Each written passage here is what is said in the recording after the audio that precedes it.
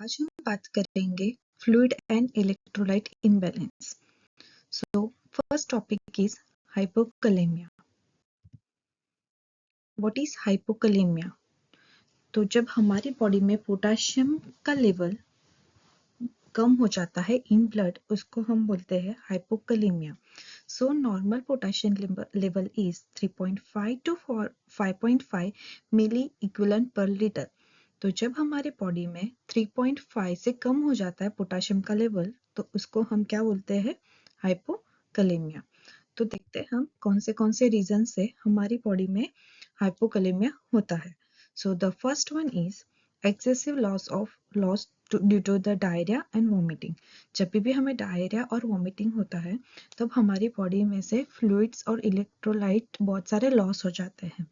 Next is diuretics and corticosteroid usage. जब हम excessive amount में डायूरेटिक्स लेते हैं और कॉर्टिकोस्टेरॉइड लेते हैं, उस दरमियान हमारी बॉडी में क्या होता है? सोडियम रिटेन होता है, और सोडियम और पोटाशियम एंटागोनिस्टली वर्क करते हैं। जब हमारी बॉडी में सोडियम इंक्रीज होता है, तो पोटाशियम का लेवल कम हो जाता है।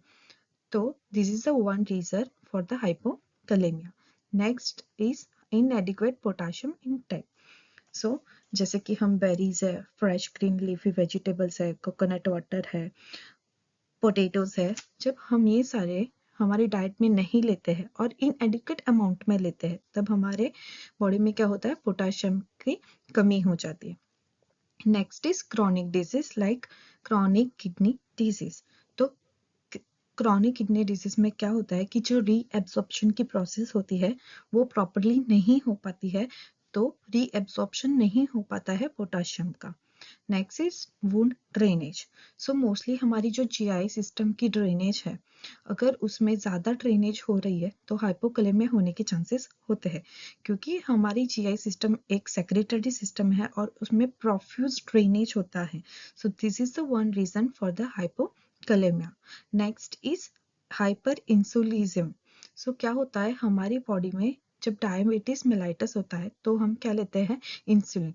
अगर कोई बार इंसुलिन हमारी बॉडी में ज़्यादा हो जाता है, तो हाउ इंसुलिन वर्क्स कि जब इंसुलिन हम देते हैं, तो इंसुलिन जब सेल में से ब्लड में जाता है, तो वो इंसुलिन के साथ साथ पोटाशियम और मैग्नीशियम भी उसके साथ लेके जाता है। सो जो एक्स्ट्रा सेलुलर फ्लूइड जो था हमारी बॉडी में, उसको इंसुलिन क्या करता है? हमारी बॉडी में से शिफ्ट करता है इंट्रासेलुलर फ्लूइड में। So this is the one reason कि हमारा बॉडी में जब ज़्यादा इंसुलिन होता है, तो इंसुलिन उसके साथ साथ पोटाशियम एंड मैग्नीशियम भी लेके जाता है। Next is water intoxication. So what is water intoxication? जब हमारे बॉडी का जो फ्लूइड है वो डाइल्यूट हो जाता है, मतलब कि जो पोटाशियम है वो डाइल्यूट हो जाता है वाटर में। हमारी बॉडी में जब पानी ज़्यादा होता है, तब हमें क्या होता है? हाइपोकलेमिया होने के चांसेस है। For example fresh water drowning. So ये सारे रीजन से क्या होता है? हाइपोकलेमिया होने के चांसेस है। सो हम देखते हैं कि कौन से साइन एंड सिम्टम्स हमें दिखाई देंगे। सो यहाँ पे मैं एक बात बोलती हूँ, जब हमारी बॉडी में पोटाशियम कम हो जाता है या बढ़ जाता है, तो सिम्टम्स सेम होते हैं, लाइक कार्डियोवास्कुलर, रेस्पिरेटरी, न्यूरोवास्कुलर। तो हमें हमारे सिम्टम्स से नहीं समझ में आता है, तब हमें ईसीजी से आराम में समझ में आता है, क्योंकि ईसीजी में जो एसटी वेव्स होते हैं वो डिप्रेस्ड हो जाते हैं, एंड टी वेव जो रहता है वो क्या हो जाता है? इन्वर्टेड हो जाता है, और जो यू वेव होता है वो प्रोमिनेंट होता है। यू वेव होता ही नहीं है नॉर्मल ईसीजी में, पर इसमें क्या हो जाता है? यू वेव का प्रोमिनेंट हो जाता है। सो ये एक सिम्टम्स है जिसकी वजह से हमें समझ में आता है कि हाइपोकलेमिया हुआ है। सो हम देख लेते हैं कि कौन सिस्टमेटिक वाइज के कौन से सिम्टम्स हमें दिखाई देते हैं। जब भी कार्डियो हाइपोकलेमिया होता है, तो हमारे हार्ट पे क्या होता है कि थ्रेडी वीक इरेगुलर पल्सिस होता है और हाइपोस्टैटिक हाइपोटेंशन होता है। नेक्स्ट रेस्पिरेटरी कैसे हो जाती है? इनइफेक्टिव हो जाती है, और जो हमारी ब्रेथ है वो क्या होती है? डिमिनिश्ड हो जाती है। नेक्स्ट हाइपोकैलेमिया का मेन फंक्शन क्या होता है? मसल कंट्रैक्शन और नर्व इम्पल्स करने का। सो न्यूरोवास्कुलर में क्या हो जाता है? एंजाइटी, लेथार्जी, कंफ्यूजन एंड पैरास्थेसिया, और कभी कभी पेशेंट कोमा में भी जाने की चांसेस रहती है। गैस्ट्रोइंटेस्टाइनल में क्या होता है? हाइपो एक्टिव हो जाता है, तो जो बॉवल साउंड है वो कम हो जाते हैं या एब्सेंस हो जाते हैं। तो ये सारे साइन एंड सिम्टम किसके हैं? हाइपोकैलेमिया के। तो हम देखते हैं कि हमें कैसे समझ में आएगा। एज आई टोल्ड यू कि हमें साइन एंड सिम्टम दोनों के सेम मिलते हैं, हाइपो एंड हाइपर के सेम मिलते हैं। तो हम उसको कैसे हमें कैसे समझ में आता है? ECG की रीडिंग से। Next, blood test, serum potassium level decrease हो जाएगा। एंड नेक्स्ट, यूरिन टेस्ट में क्या होगा? पोटेशियम ज्यादा एक्सक्रीट हो रहा है, ठीक है। So what is the treatment option? हम क्या कर सकते हैं? पोटेशियम IV एंड ओरली दे सकते हैं, या जो भी मेडिकेशन है जैसे कि डायूरेटिक्स है या कॉर्टिकोस्टेरॉइड्स है, उसकी जो भी डोसेज है हम क्या कर सकते हैं? उसको एडजस्ट कर सकते हैं according to patient condition. And next, like हम डाइटरी चेंजेस दे सकते हैं, पोटेशियम रिच फूड हम दे सकते हैं। तो हम देखते हैं कि जब हम ओरल पोटेशियम सप्लीमेंट्स देते हैं तो हमें क्या ध्यान रखना चाहिए और क्या हमें पेशेंट को इन्फॉर्म करना चाहिए। सो पोटेशियम हमारी बॉडी में जब कम हो जाता है तो हम क्या करते हैं? ओरल सप्लीमेंट्स देते हैं। तो हमें उनको बताना है कि अगर आपको नोजिया, वॉमिटिंग जैसा हो रहा है, होता है इसमें, तो हमें क्या करना है? ये मेडिकेशन को एम्प्टी स्टमक लेनी है। नेक्स्ट क्या बोलेंगे? अगर अगर पोटेशियम क्लोराइड है, अगर वो लिक्विड फॉर्म में है तो उसका टेस्ट अच्छा नहीं है, अनप्लेजेंट टेस्ट है, तो हम उसको बोलेंगे इसको एनी जूस और लिक्विड के साथ ले तो it is easy to swallow.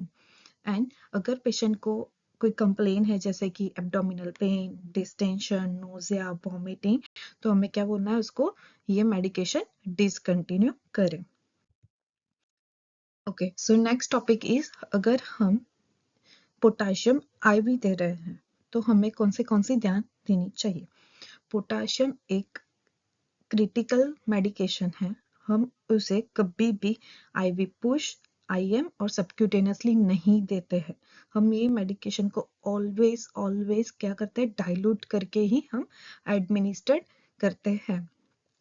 तो जब भी ये हम पोटेशियम डाइल्यूट करते हैं तो हमें उसको क्या करना है? प्रॉपरली शेक करना है, क्योंकि जो भी उसकी पोटेशियम की जो भी मेडिकेशन है वो इवनली क्या हो? वो फ्लूइड में, वो IV सॉल्यूशन में क्या हो जाए? डाइल्यूट हो जाए। और जब भी हम ये मेडिकेशन देते हैं कोई सॉल्यूशन में डाइल्यूट करके, तो हमें उसकी पाइंट पे या बॉटल पे क्या करना है? प्रॉपरली लेबल करना है। सपोज जैसे कि आपने लेबल नहीं किया, आप भूल गए, और ड्यूरिंग शिफ्ट के टाइम आपने प्रॉपरली नेक्स्ट नर्स को नहीं बताया, तो क्या करेगी कि उसको लगेगा कि ये फ्लूइड अभी तक खत्म नहीं होगा और वो फास्ट कर देगी। अगर उसने फास्ट किया, ये बोलस गया potassium, so it is a life threatening condition, ठीक है। सो मैंने जैसे आपको पहले बोला, ECG अगर पोटेशियम हाई अमाउंट में जा रहा है तो क्या होगा? आप जो ECG और कार्डियक मॉनिटरिंग करोगे उसमें टॉल T वेव्स दिखाई देंगे। It is a indicator of the hyperkalaemia. तो आप क्या करोगे? इंस्टेंटली हेल्थ केयर प्रोवाइडर को इन्फॉर्म करोगे और स्टॉप करोगे। एंड नेक्स्ट कि हमें before administration of the potassium medication हमें क्या करना है? रीनल फंक्शन को देखना है, क्योंकि अगर रीनल फंक्शन प्रॉपर नहीं होगा तो जो भी पोटेशियम का मेडिकेशन है वो एक्सक्रीट नहीं हो पाएगा। So before administration of potassium medication हमें क्या करना है? उसका इंटेक आउटपुट चेक करना है, वो 30 ml पर आवर होना ही चाहिए। So it is a very important and very critical drug, potassium. So you should be careful before administered potassium. And how we can prevent the hypokalemia? As I told you कि हम balance diet दे सकते हैं, monitor करना है अगर कोई diuretics या corticosteroid चल रही है, और प्रॉपर हाइड्रेशन देना है इलेक्ट्रोलाइट का, so we can prevent the hypokalemia. Thank you so much for watching this video.